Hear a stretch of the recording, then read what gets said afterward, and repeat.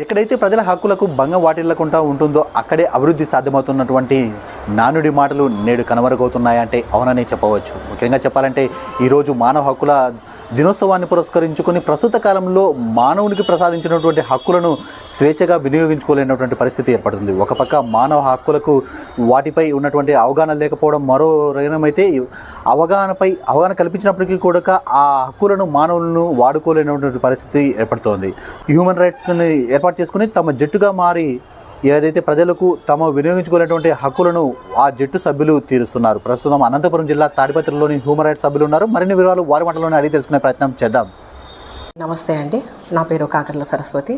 నేను human rights association for justice Andhra Pradesh మహిళా అధ్యక్షురాలిని. December 10వ తేదీ హ్యూమన్ రైట్స్ డే సందర్భంగా ఈరోజు మీ ముందుకు రావడం జరిగింది. మేము తాడిపత్రిలో 30 మందిగా ఒక టీమ్గా ఉన్నాము. అందరూ స్వచ్ఛందంగా ముందుకు వచ్చారు. మా టీం సభ్యులు సోషల్ సర్వీస్ చేయడానికి. వారు వివిధ ప్రొఫెషన్లో ఉన్నప్పటికీ సర్వీస్ చేయాలన్న ఉద్దేశంతో ముందుకు వచ్చారు.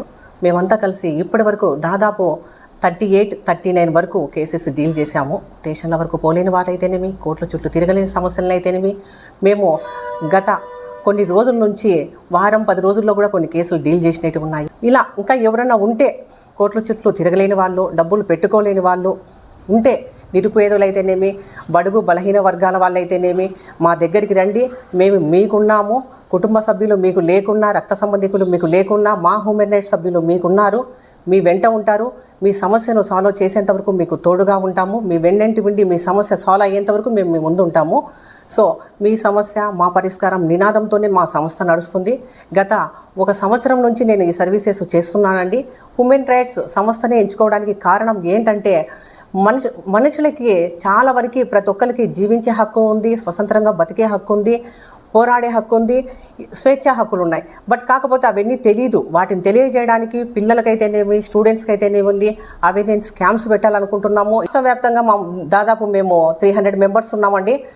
మా తాడిపత్రిలో 30 మెంబర్స్ ఉన్నామండి. అందరు కూడా రకరకాల ప్రొఫెషన్లో, మంచి ప్రొఫెషన్లో ఉండే వాళ్ళు ఉన్నారు, గుడ్ పర్సన్స్ ఉన్నారు, ఎటువంటి రాజకీయ పార్టీలకు సంబంధం లేని వాళ్ళు ఉన్నారు, స్వచ్ఛందంగా ముందుకు వచ్చిన వాళ్ళు ఉన్నారండి. నా పేరు రామ్ తులసి. నేను ఈ హెచ్ఆర్ఏజీ టీంలోకి వచ్చి 2 నెలలైంది. బయటికి రాలేని మహిళలు ఎందరో ఉన్నారు. చదువుకొని కూడా బయటికి రావాలంటే భయపడుతున్నారు. అటువంటి నేను ఈ మేడం ఇన్ఫర్మేషన్తో మేము వచ్చాము. తర్వాత వచ్చేసి కొన్ని సమస్యలను మేము కూడా డీల్ చేసినాము మేడం ద్వారా. సేవ చేయాలని ఆలోచన ఉన్నవాళ్ళు స్వచ్ఛందంగా ముందుకు రావచ్చు. ఈ హెచ్ఆర్ఏజీ టీంలో మనము ఎవరేమనుకుంటారు అనేది లేదు. మనం అందరము కలిసి జట్టుగా ఏదన్నా కానీ సమస్య ఉంటే చేయగలమని ఒక నమ్మకం ఉంది. మా టీంలో వాళ్ళందరం కలిసి మా మేడం మా క్లయింట్స్తో మాట్లాడే విధానాన్ని కానీ, ఏదన్నా కేసులు ఉన్నా కానీ మాకు ఎప్పటికప్పుడు మేము ఆ మేడంకి తెలియజేస్తే ఎలా పరిష్కారం అనేది మాకు తెలియజేస్తుంది. కొన్ని మేము అట్లా డీల్ చేయగలిగినాము. బయటికి రాలేని వాళ్ళు స్వచ్ఛందంగా టీంలోకి వచ్చి ఇట్లా చాలామందికి సేవ చేయొచ్చని నా ఆలోచన. అందరికీ నమస్కారం అండి. నా పేరు Gutta Bhaskar Naidu, Andhra Pradesh human rights association for justice state కన్వీనర్ని.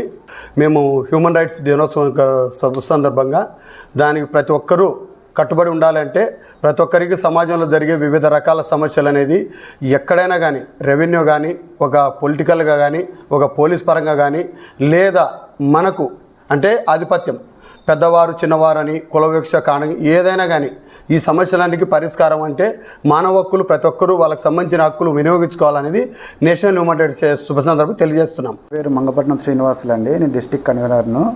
ఈ హ్యూమన్ రైట్స్లో ఒక సభ్యుడిగా ఉన్నందుకు నేను చాలా సంతోషిస్తున్నాను. మొన్న ఒక 2-3 కేసులు మేము డీల్ చేశాము. ఆ కేసులు చేయడం వల్ల పరిష్కారం అయిన తర్వాత వాళ్ళు చాలా హ్యాపీగా ఉన్నారు. బేతపూడి విజయలక్ష్మి అండి. నేను యోగా టీచర్గా వర్క్ చేస్తున్నాను. అక్కడ చూసిన అవినీతి, న్యాయం చేయట్లేదు. రైతుల సమస్యలు, ప్రతి ఒక్క సమస్యకి న్యాయం జరగడం లేదు. సో మా దగ్గరికి వచ్చింటే మేము వెళ్ళిన తర్వాత వాళ్ళు ఏ విధంగా సమస్యలు, రైతులు ప్రతి ఒక్కరు ఇబ్బంది పడుతున్నారు. నేను మెయిన్ దీంట్లోకి రావడం కారణం కూడా రైతుల సమస్యలను పరిష్కరించాలని వచ్చాను. కానీ నేను కూడా వచ్చింది సమస్య పరిష్కారం కోసమే. కానీ మేడము ప్రతి కేసులు మేడం డీల్ చేయడం నాకు నచ్చింది. మేడం న్యాయం చేస్తున్నారు ప్రతి ఒక్కరికి. సో నేను ఇష్టపడి వచ్చాను. నేను హ్యూమన్ రైట్స్లో వైస్ ప్రెసిడెంట్గా ఉన్నా డిస్టిక్.